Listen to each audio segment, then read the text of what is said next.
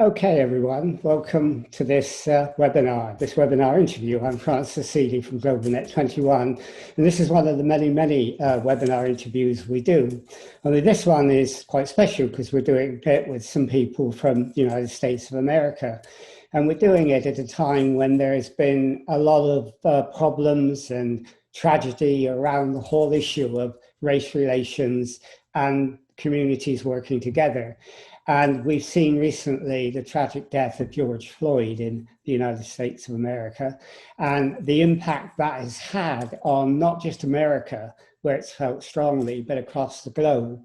And so in this webinar, we're going to talk to some people from the National Judicial Conduct and Disability Law Project about how they perceive the death of George Floyd and how that has had an impact on their mission, if you like, to look at what is a deeper problem, that of structural racism in the United States, and that we have here in the UK, and it exists in almost every other country.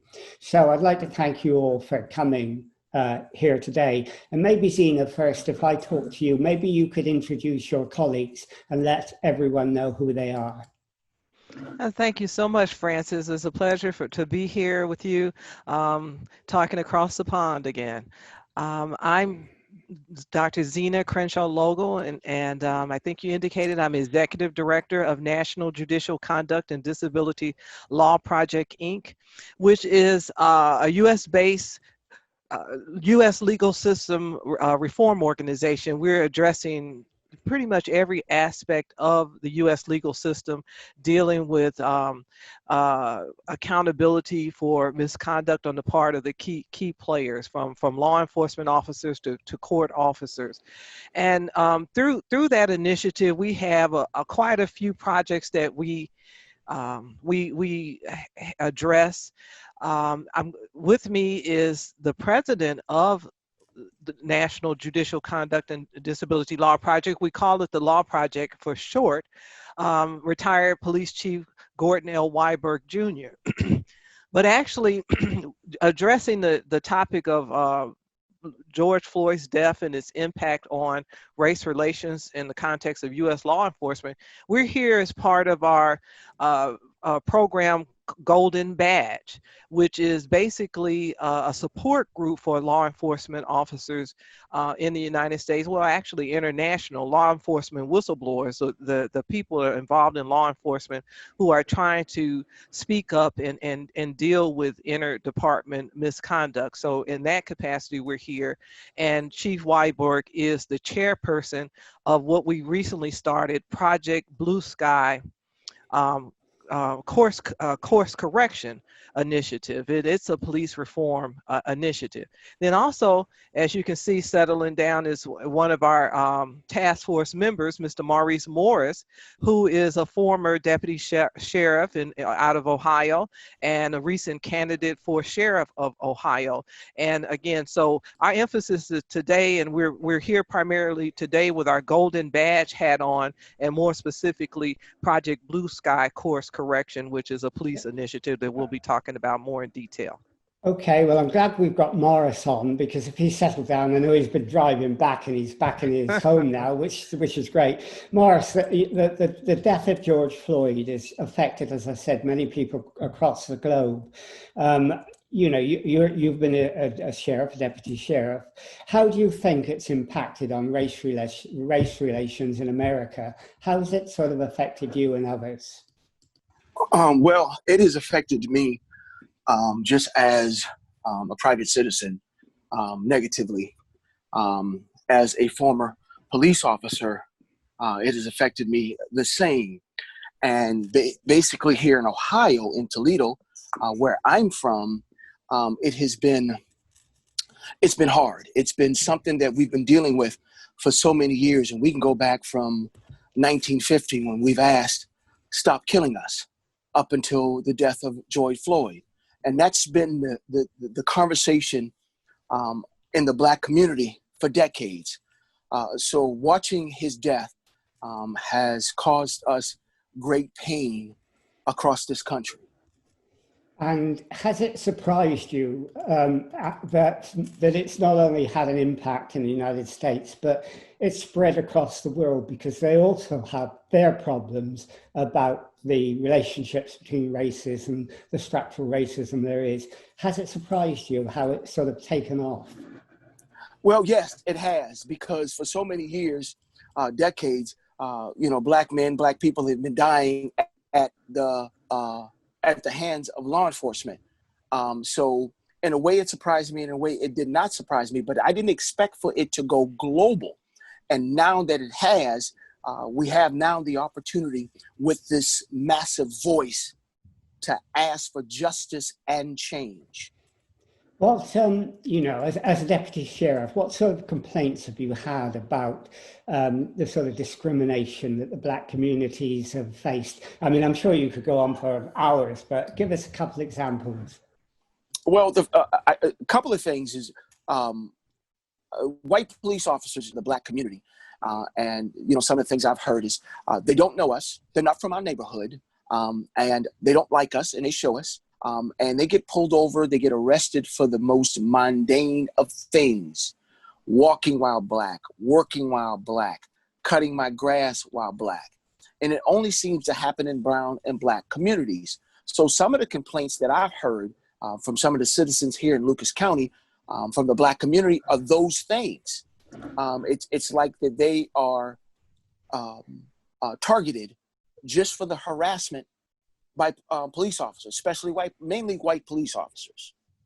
Okay, so Zena, maybe we could just take it up from there, because I mean those are sort of comments about what people complain about, but in a way they sort of underline, don't they, a sort of institutional racism, a structural racism, and the death of George Floyd, however tragic that was, and it was. In a way, it can take your mind away from the whole element of structural racism. And that's the problem, isn't it? Yeah, well, actually, I think that the circumstances of Mr. Floyd's death, the notorious circumstances, as you say, it's brought race relations in the United States arguably to a breaking point, but it can be a catalyst for considering the structural racism that you talked about, because it's triggered a mass reflection on where we are as a nation, particularly how our governance, how we go about governing, how that reconciles our lines up with the Bill of Rights and the premise that all humans are equal, that's part of our U.S. Constitution. Now, of course, for centuries, African Americans weren't any part of that equation of the Bill of Rights and the proposition of being human and equal with all other humans. But a lot of time has passed. We've had a lot of progress with regard to race relations in the United States. People are quick to point out that President Obama, we've had an African American president. So a lot of people are wondering why it is that we get back to this dark time in America, this harsh truth when even under our Constitution, African Americans weren't considered 100% human.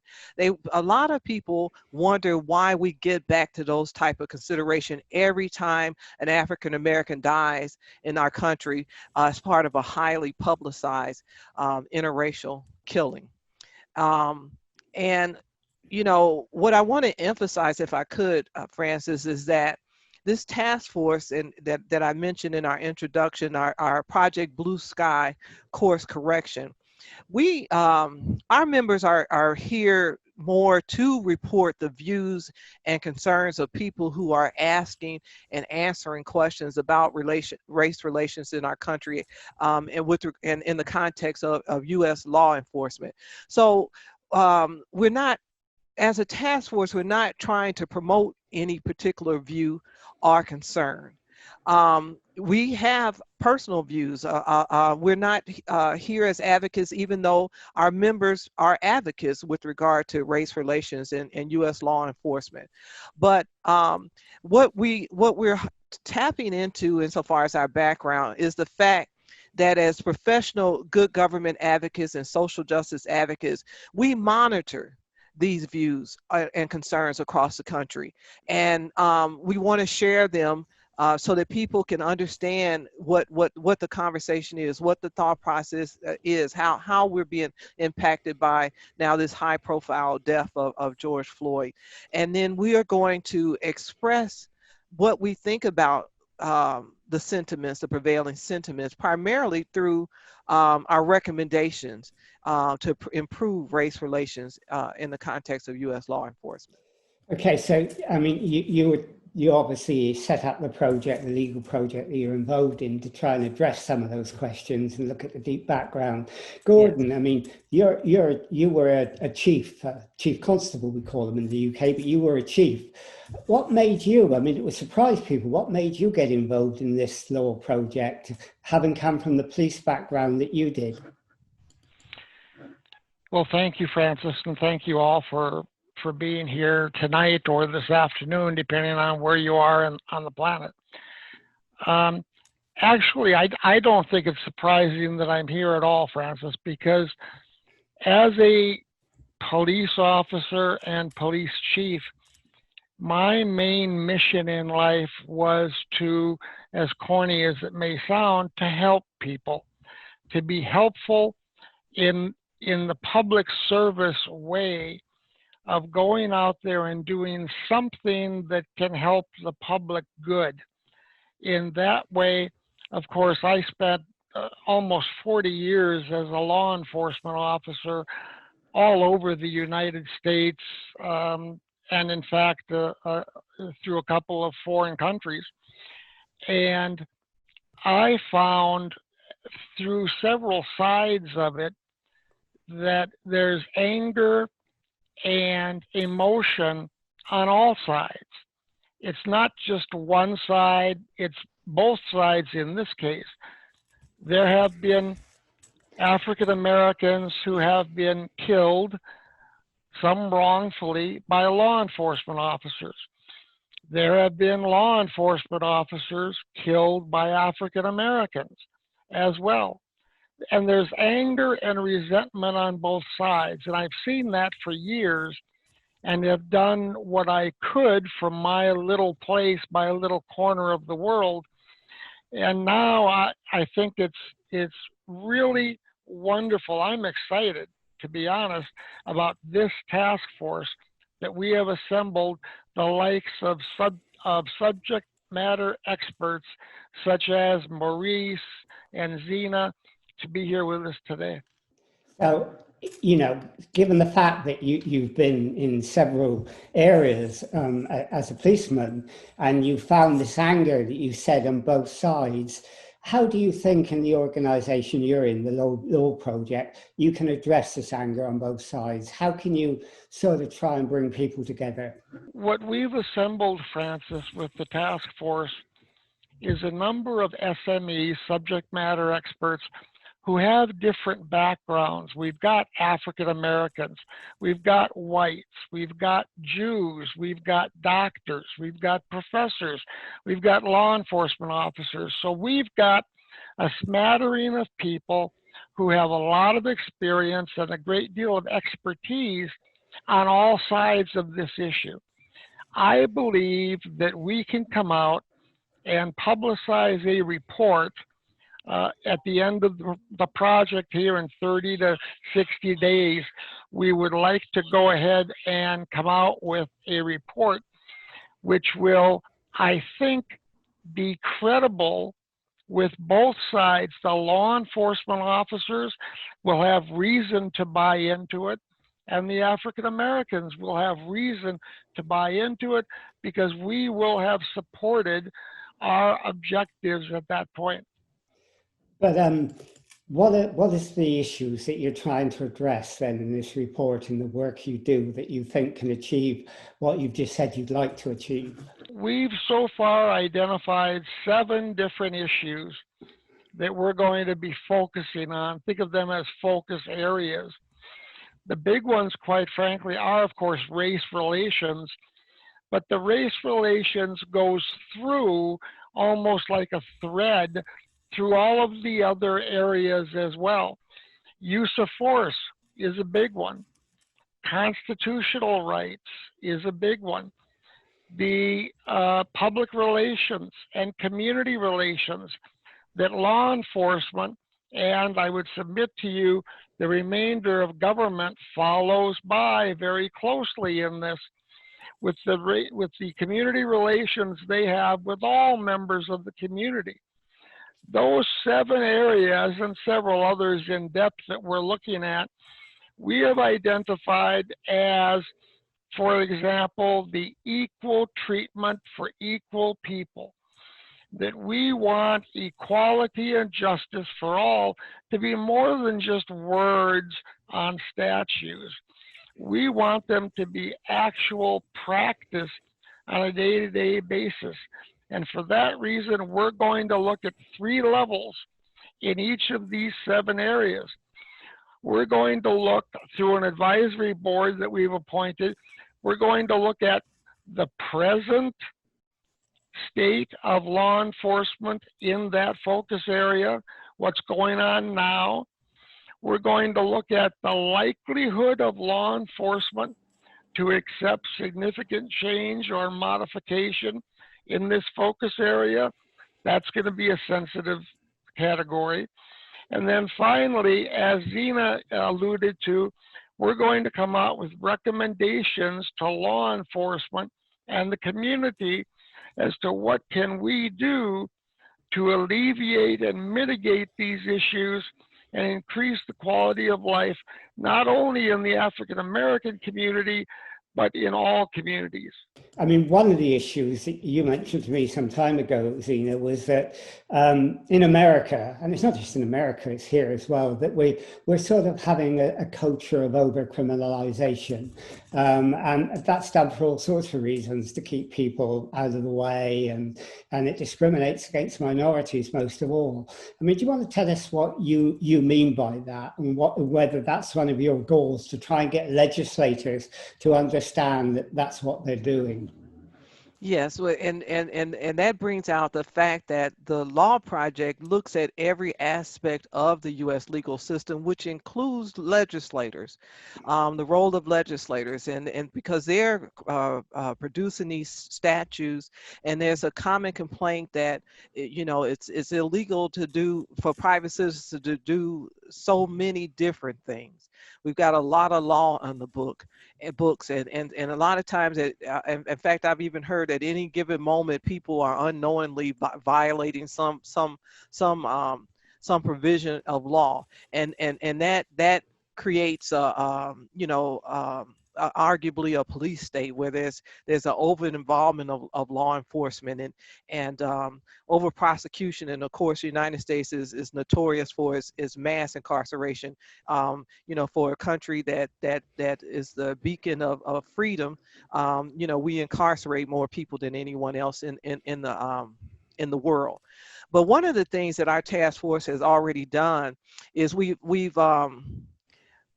looked at some areas for proposing reforms, and we think that the work we're going to do insofar as proposing adjustments be made is going to help all Americans perceive the U.S. law enforcement officers in their community primarily to protect and serve.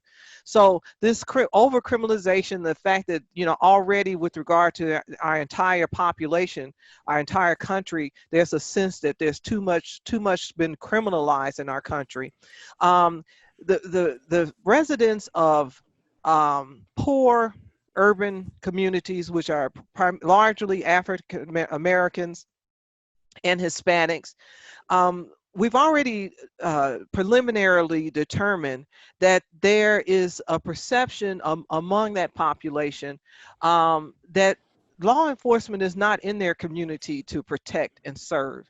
It's more of a crime prevention and crime fighting in these poor urban communities, and so you have largely African Americans and Hispanics feeling more harassed and repressed and subject to being arrested, if not killed, more than protected and served by U.S. Law enforcement. So it starts off again with so many different things being a crime, And then you've got, you know, we've determined you know, too much of a focus in these poor communities on crime prevention and crime fighting. And as a result, at least preliminarily, we're reaching the conclusion that these communities are not feeling protected and served. They're more feeling, you know, repressed, harassed, and you know, at risk. I mean, Morris, maybe I can ask you, because you've been down in the front line on the street, you've been a sheriff. I mean, to get to a situation that redresses what Zina's just said, it's a change in culture in the police, isn't it? I mean, that's an uphill struggle. Can you ever see the police, you know, not just thinking they're in a fight, in a containment situation, but they're going to enable and help and do good, as Gordon would like to do? I could see that, but we first have to address a few things, and I need to digress for a minute. And as Dr. Logo said earlier, we have to go back to the culture, and the culture has to change. So we have to look at the slave patrols. We have to look at when blacks became police officers, they could not arrest white people. We have to look at law enforcement looking at black people as 3/5 of a person. That has not gone away. That is still part of the culture of law enforcement. So we have to change the culture in order for law enforcement to connect to impoverished communities of black and brown people. I've had relatives, uncles, my father. I'm from a law enforcement family. My uncles would tell me when they became law enforcement officers way back in the day that they could not arrest white people. And this is in Charleston, South Carolina, where I'm from.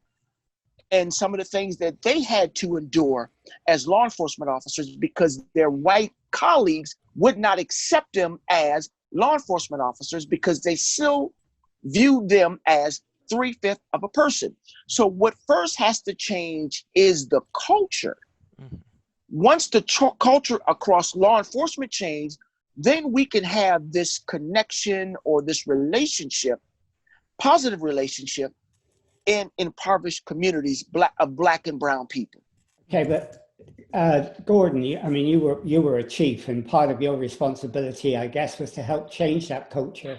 But did you find you were facing an uphill struggle all the time to do that, and that you could not do it alone? The only place, Francis, where I found an uphill struggle is in trying to encourage people to understand that if we're going to change culture, then we need to change it at the cultural level and not at some professional level.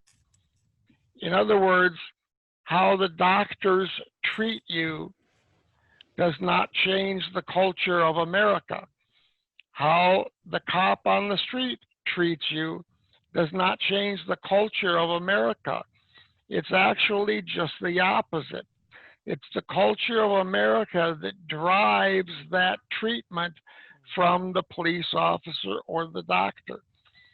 So if we're talking about changing the so-called culture of law enforcement, and I'll push back on that a little bit because the culture of law enforcement is something far removed from anything we're discussing. The culture of America, of the United States, is what, if anything, needs to change. Now, let me talk about scope just a little bit. There are right now right around 750 law enforcement officers in the United States. Guess how many police agencies there are in the United States? 750,000. 750,000. 750,000 law enforcement officers in the United States in almost 20,000 law enforcement agencies, 20,000 police departments, each of which has a policy book, procedures, a chief, a city council or a county commission that runs it, and certain industrial standards that we try to govern those agencies to get them going in the same direction. But there's 20,000 police departments out there. Now, I can tell you, in the 9 that I worked in my career, I'll be honest with you, I never had any African American officers who couldn't arrest white people. I never had the problems that Maurice and others have voiced that they have had in the past, or some even currently. So those areas and those practices, we need to attack. We need to attack them aggressively and stop them. But once they are stopped, once those practices are mitigated, then we need to ask for the fairness of current assessment to say, look at us today, don't always look at us in the past. But from what you're saying, Gordon, you're saying that culture change isn't enough. There has to be political change as well. And when you've got, you know, so many police agencies, so many states, so many municipalities, where do you start? Do you do it top down? Do you have to do it from Congress and the president? Or can you work individually with the states and with the mayors and the municipalities? And if you've got to do that in that long, grinding, exhaustive way? There are people and movements right now that advocate a global change immediately through revolution or such things. The risk of that is that we're complaining right now that the pendulum has pegged one way, and over here we abuse people and treat people in disrespectful manners, sometimes to the termination of their lives. Clearly that's wrong, and that pendulum needs to come off that wall. The risk is, if we bring it off too aggressively and too quickly, it'll peg the other way. And we will have a society where the culture is no longer in control of itself, and there is, in fact, anarchy in the streets. So the Law Project has the capability now, I believe, through these subject matter experts that you see, I believe has the capability to bring that pendulum to a balanced point in the middle, where not only do law enforcement officers treat African Americans with respect, but everybody treats law enforcement officers with respect as well. So what you're saying, and I think this is something that I think you were alluding to earlier, Zena, and that is there seems to be a lack of governance in the United States of America. There is here, I think, as well, and I think there is in many countries, because we've seen the politics change so dramatically in every country. If there's a lack of governance, I mean, where are you focusing your activity on? Is it on Congress? Is it on the president? Is it where? One of the places that we need to begin, and this broadcast is an important part of our effort, is we need to help the American people because right now the tension is between the individual law enforcement officer, the person who's getting out of his or her vehicle and entering into interacting with a member of the community, and if it's a poor urban community, is likely going to be an African American or a Hispanic. And right now, there's a wide perception that the problem is racial animus or whatever regard that those two people have with as it relates to the other. So if it's a white law enforcement officer interacting with an African American, particularly a young black male, particularly a young black male, I was almost going to link social economic, but if you bring in those dynamics, white law enforcement officer, African American male, right now that there's a large perception that is the core of our problem. You get the law enforcement officer is a racist, and the law enforcement officer perceives me as an African American person as less than human and a criminal. What we need the general public to start to understand is those dynamics, even though they're very much impacted by the personal views of the law enforcement officer, the personal views of the person in the community, and we need to work on our culture such that there's less, racial tension.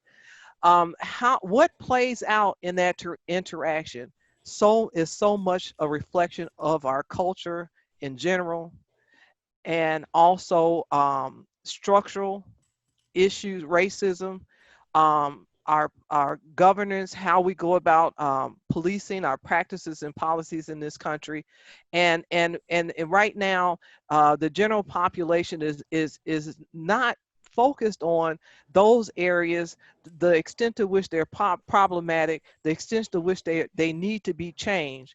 We're just mad at each other. We're just, the law enforcement officers are resentful and angry. The African American community is resentful and angry, and too much of it is focused at each other. So we need to begin with getting a new perspective with regard to the individual population, and then have them join us as we look at practices and policies with regard to law enforcement in this country. We make a determination as to how they need to be changed. We'll make recommendations, and then we'll go to Congress, we'll go to our president, we'll go to our governors and get their buy-in. But to stop that anger that you see between people of different races for whatever, some people would argue you won't do that until you solve the structural problems. There are more black people unemployed as a percentage of the population than white. As you just said, there are more black people in prison in a country which incarcerates more people than anyone else. Black people probably die younger than white people, and so on. And until you deal with those, won't black communities say, we have a right to be angry? Well, what happens is, changing the hearts and minds of individuals, is a lifelong commitment. It's a societal issue, and ultimately, there's some hearts and minds that can't be changed. What we need to have happen is, if any of our individual views are inconsistent with what the law provides, our constitutional rights provide, what our codes of ethics provide, what our policies and procedures provide, that these people can be held accountable. And the fact that there's seems to be inadequate accountability, or there's a lack of confidence in how our legal system goes about dealing with allegations of misconduct, or brutality, or race-motivated interactions between civilians and law enforcement. That helps. That makes the personal animosities even worse. So again, yes, we hope to have better race relations. We hope that in people getting to know each other, we become more empathetic, more less, having less racial animus on a personal basis. But really, assuming that there will always be some level of racial animus, unlawful discrimination, our big focus is on making sure that our legal system deals with it properly, minimizes bringing people that have those perspectives into law enforcement. Then to the extent that they maximize the prospect of people who have that type of animus being weeded out of the ranks of law enforcement if they can't keep it in check with the law. and then holding accountable those incidents that ultimately the law enforcement response was unlawful or inconsistent with codes of ethics. And I agree with what Zena has said, but let me boil it down to a little bit simpler equation than the good doctor does. To me, it comes down to the perceptions of people on both sides, law enforcement and the African American community, some of which are valid and correct and accurate, and some of which aren't. Now, there's an argument that perception is reality, and that's what people believe, and that's what they act on. But we can't fight those perceptions and correct any of them without communications. I believe that the base comes down to communications between the governing people, the cops, the city government, the state government, and those communities that feel alienated from law enforcement and from which law enforcement feels alienated and in fear. You know, I can remember there were times in North Minneapolis, in fact, where I grew up, in the projects, where we did not go in there in the 60s, this is a while ago, without 3 or 4 carloads of cops. You couldn't go in that area unless you had enough officers to drag you back out again. Now, I'm not kidding you about that. That's the way that it was. Now, how it is right now, I can't say.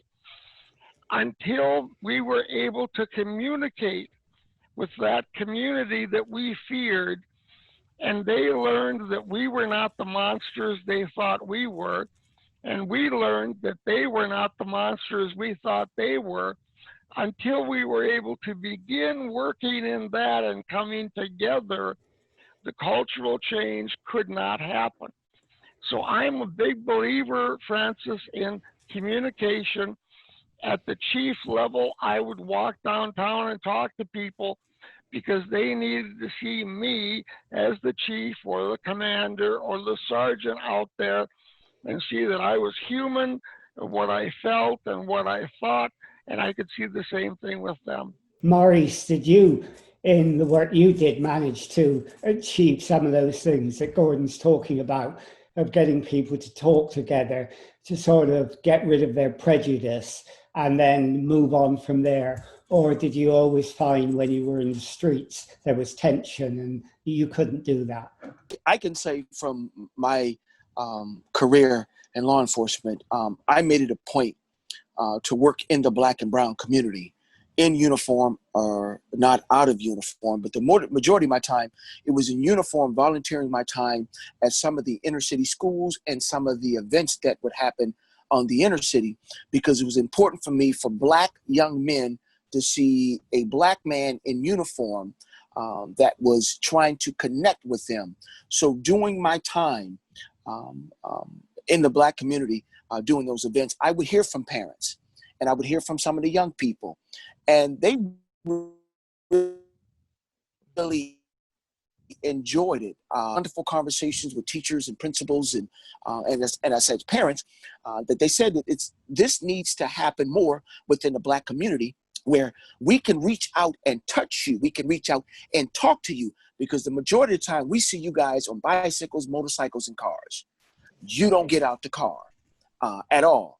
But to have you in our community working at different events all year long helps to break down that perception that law enforcement is only there to beat Black and brown people down. Now, I will comment on what Chief Wiborg said about Minneapolis. There's some places in Chicago and Detroit where police officers, if they will go into a certain section, that they have to go in with truckloads of officers because of the criminality in that particular section. So I understand what you're saying. But back to you, Francis. The response was very positive. Mm-hmm. They wanted to see more officers in their communities. They wanted to see more officers getting out and contacting the public. And if I can interject, Francis, that's one of the things that Chief Wiborg brought to my attention when during it at one. And Chief, you could provide the details. As a chief, regardless of the race of his officers, he would instruct his people to get out of the vehicle and go and interact with the people in the community that they're a part of. And so what my point is that, so to a certain extent, we think that we're just dealing with the personal views of those individuals, but what really, to a large extent, the relationship, the interaction is impacted by policy, procedure, command determinations. Because as a leader, Chief Wiborg had to, it was enlightened enough to realize that part of having a good community relationship was this interaction that Maurice talked about.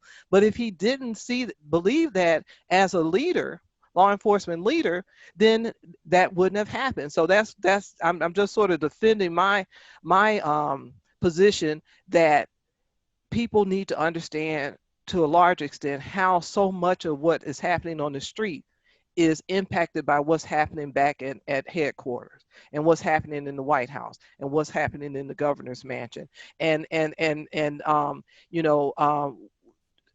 expand our outcry from just complaining about what an individual law enforcement officer is doing, and join us when we go and meet at headquarters, and we go and meet at the White House, and we talk about police policies, procedures, and budgets, and how officers are deployed, and who's deployed, and the race background, and that sort of thing. Gordon, is that your view? That, I mean, you talked about accountability, and that's very important. We talked about governance, but what Zena was saying, and I think what you were saying as well, is we've got to get it right on the street as well. And was that one of your priorities when you were a chief? Yes, but there's more than just the local command and the chief and the policy that drives that, because I can tell you that I would put out there to tell my patrols to get out and do what Maurice was doing in the communities. One of the things that you may have noticed Maurice said was that he volunteered a lot of his time out there.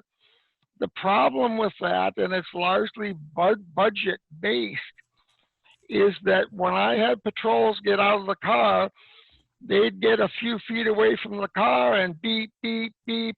A call would come in and they'd have to run off somewhere else on an emergency call, because we got that many emergency calls. We're that busy on the street, and people try to save money and try to save taxes.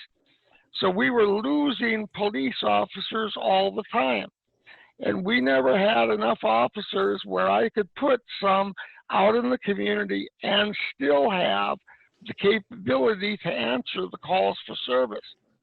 So if we could get to that point where we have enough law enforcement officers out there to do that, and then you risk the over-policing allegation from many that you have too much. And we're talking about defunding the police now, which is just the opposite.